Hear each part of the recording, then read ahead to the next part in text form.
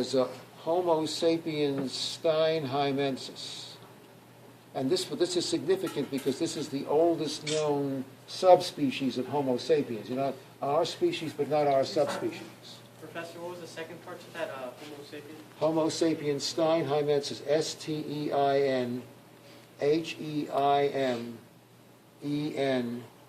Steinheimensis. Homo sapiens steinheimensis. That is, it was found in an area in Germany called the Steinheim, area. So that's why it bears that name. And then the cranial capacity for this subspecies is less than in us. It's about 1,100 cc's, which is a couple of hundred cc's less than the low end of the current spectrum, the bandwidth for brain bandwidth, which is about 1,300 cc's. Okay. Now take a look at this. This is because the part of the occipital bone, which included the foramen magnum, has never been found. So that's what that represents. But look and see if you has something else about which you might want to make a comment. But wait until everyone has seen.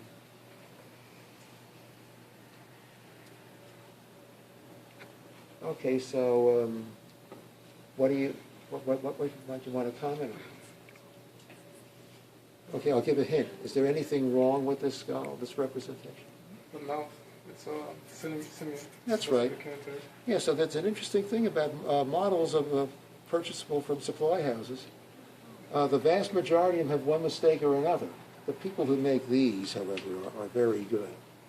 But those are exceptional. So the model maker, and this skull exists in a museum in Germany. We have the actual skull, and you can see the catenary curve. So somehow somebody just missed that. And they put a simian curve, or they put a simian palate on a Homo sapiens skull. So I contacted them and mentioned this.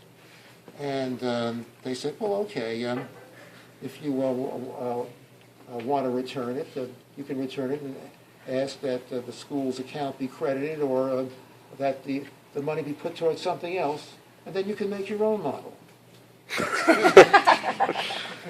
So I may be a good photographer, but I'm not a sculptor.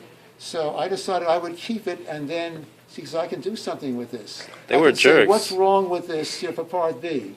Identify for part A, Homo sapiens steinheimensis. What's wrong with this, if anything? And you have to be able to say they pasted a simian palate on a Homo sapiens skull. So I've got some hard models that are like that as well, the way there are major mistakes. You saw those in Bio 8. And we have hard models where both the tricuspid and the bicuspid valves have 4 cusps, which is, of course, not what the situation is. So I can ask them, what's wrong with this model question on those?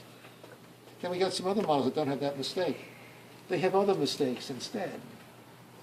So you should know this is Homo sapiens steinheimensis, know the cranial capacity, about 1,100 cc's, and know the mistake. Got it. Okay, and then now, last but not least,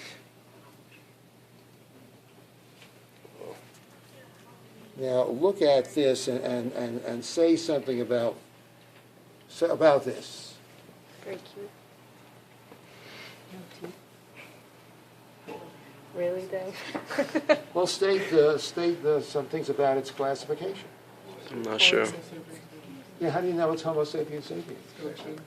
It's got the mental protuberance, you see that? And then look at this. This is a replica of a Cro-Magnon skull.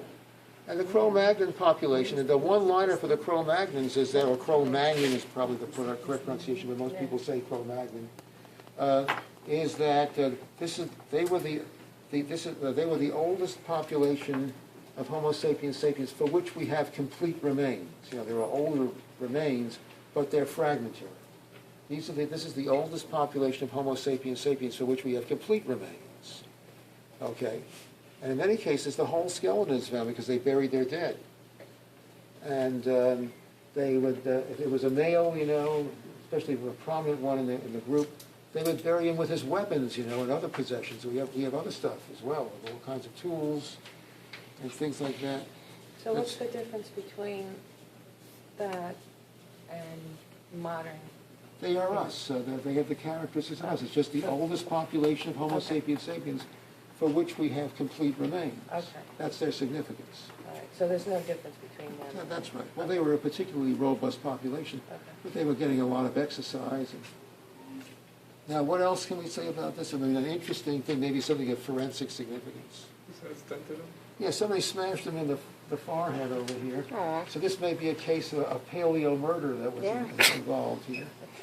And Poor thing. his frontal bone is smashed in over here. And that would be like, there's an excellent chance that that would be fatal today.